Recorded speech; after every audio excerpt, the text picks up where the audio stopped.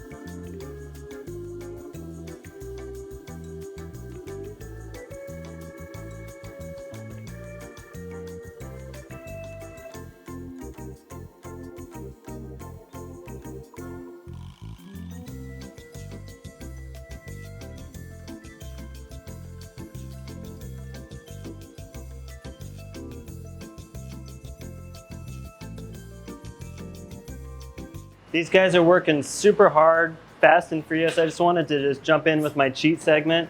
These were ready after 7 minutes, about minute 5 when these guys are doing their work. He was done before we started. So, we all know I cheated, but I think they turned out pretty good. I'm pretty pleased with it. I'll do a taste test. Delicious. And I think I might use these for client gifts. So I really like this lady.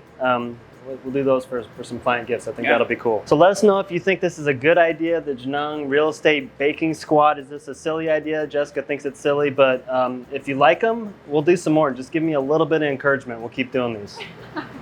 Thanks for watching. See you next time. Bye. Okay, so the first thing I'm going to do is separate the egg yolks from the egg whites. I have 4 eggs I'm going to be working with today to make a custard, chocolate custard. So we'll start there, and I'm going to get that on the stove and whisked up and cooking right away. All right. While you're doing that, I'm gonna get my sauce going for the apple pie. Awesome. All right. Different contraptions you can buy on Amazon to separate your egg yolks from your egg whites, like a mesh type material. But I go the old school way at my own peril. I use the eggshells to do the balancing act between the two to separate the egg whites from the egg yolks, like so. 2 cups of whole milk going in here. I've got 2 cups of whole milk on the stove right now. It's gonna come to a boil, and in a separate pot, I'm gonna combine my sugar and other ingredients to get the custard started. Okay, so the other ingredients for the custard, in addition to the milk, we have the 4 egg yolks, sugar, cornstarch, and salt. So we're gonna start with 6 tablespoons of sugar. Okay, so to get this custard going, we're going to bring the milk to a boil over here on high heat. And then in this saucepan, we have the custard base going with the egg yolks, the salt, the sugar, and the cornstarch. We're gonna consistently mix that to bring it up to heat. Not quite as hot as the milk, but you don't want it to be too under either because those yolks will curdle when you combine the two. So we're gonna combine these in just a moment.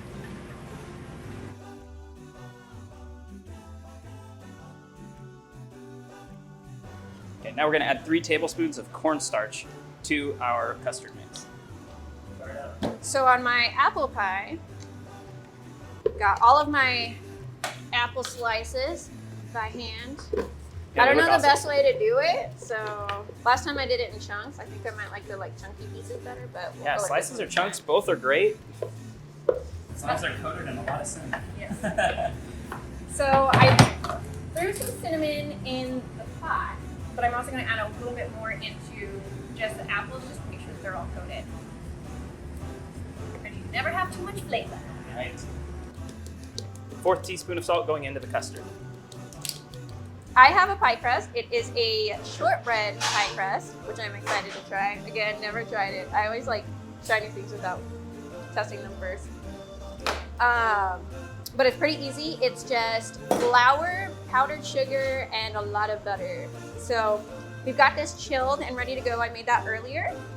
Now the apples and the mixture is gonna go in here, like so. There we go. Then I'll just use my knife to kind of even it out. There we go. Perfect. Okay. Here we go. Just little by little here, and constantly mixing, constantly whisking rather. You want to whisk it all together quickly because if those yolks start to curdle, they'll form lumps very quickly, and you don't want that to happen. You'll get a gritty custard. Here we go. So now the base of the custard has come together.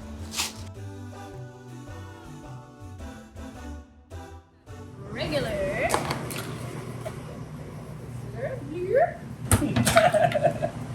I usually cook with my daughter, so. I love it. And then this has been sitting, so it's at room temperature, so it should be easy to mix in. 6 tablespoons. That. Alright. Alrighty. Bloop. While the custard's still hot, we're going to be adding the chocolate so it melts right away. This recipe calls for about 7 ounces of bittersweet chocolate, so this is 60% chocolate bar here. And I'm going to throw that in. It's going to melt and create a nice, silky, creamy custard. I just throw them in, blocks and all. You can chop them up if you want, fine, but they'll melt all the same. And one more square because I never go too much. I'm going to mix that together. And you can see it's melting nicely. It is very warm over here. Yeah. Ooh, I would definitely get a close-up on that guy if you haven't already. So the chocolate's melting nicely. Yeah. But not too bad. It'll be fine. It's fine. Yeah. And we're going to add I think some vanilla here too. Ramsey's butter. not here. Of course.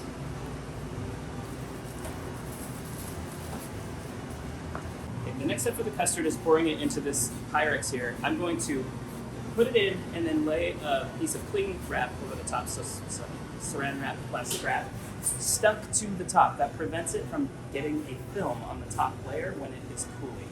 So that's what's next. What's next?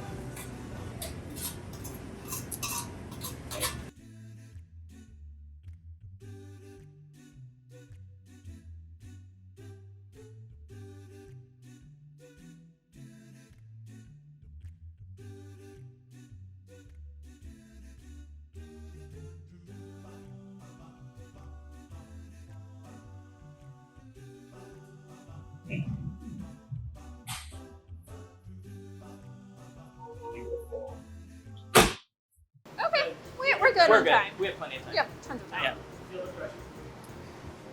Well, I've been feeling the pressures since this whole thing Yeah, started, right, so since the whole thing it's good. We're started. good.